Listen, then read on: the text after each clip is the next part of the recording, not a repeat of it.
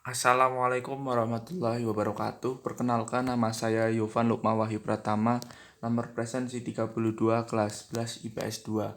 Saya akan mempresentasikan tentang dinamika penduduk. Pengertian dinamika penduduk yaitu adalah kondisi di saat struktur penduduk, jumlah, dan persebarannya mengalami perubahan akibat terjadinya proses demograf, yaitu kelahiran, kematian, dan perpindahan. Faktor yang mempengaruhi dinamika penduduk. Jumlah dinamika penduduk atau perubahan jumlah penduduk dipengaruhi oleh 3 faktor, yaitu kelahiran, natalitas, kematian, mortalitas, dan migrasi perpindahan. Kelahiran natalitas. Berikut penunjang kelahiran pronatalitas antara lain: menikah usia muda. Pandangan masyarakat banyak anak, banyak rezeki. Anak menjadi harapan bagi orang tua sebagai pencari nafkah. Anak merupakan penentu status sosial. Anak merupakan penerus keturunan, terutama anak laki-laki.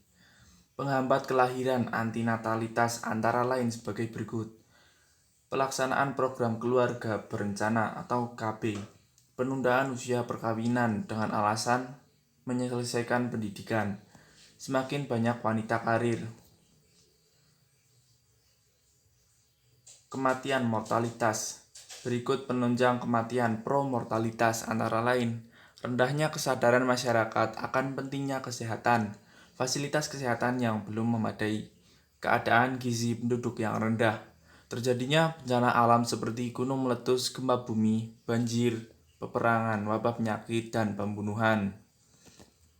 Berikut penghambat kematian anti-mortalitas, diantaranya meningkatnya kesadaran penduduk akan pentingnya kesehatan, fasilitas kesehatan yang memadai, meningkatnya keadaan gizi penduduk, memperbanyak tenaga medis seperti dokter dan bidan. Migrasi penduduk. Migrasi merupakan bagian dari mobilitas penduduk. Mobilitas penduduk adalah perpindahan penduduk dari suatu daerah ke daerah yang lain. Sumber data kependudukan. Data kependudukan tersebut dapat diperoleh melalui hasil sensus, survei, dan registrasi penduduk. Sensus penduduk. Pengertian sensus penduduk adalah keseluruhan proses mengumpulkan, menghimpun, menyusun, dan menerbitkan data demograf serta ekonomi dan sosial yang menyangkut semua orang pada waktu tertentu.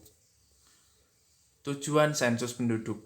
Sejalan dengan pengertiannya, tujuan sensus penduduk antara lain: mengetahui perubahan penduduk dari waktu ke waktu dalam suatu periode, mengetahui jumlah sebaran dan kepadatan penduduk pada setiap wilayah, mengetahui berbagai informasi tentang kependudukan seperti angka kelahiran, kematian, migrasi, dan berbagai faktor yang mempengaruhinya, sebagai sumber data dalam perencanaan dan penentuan kebijakan pembangunan nasional.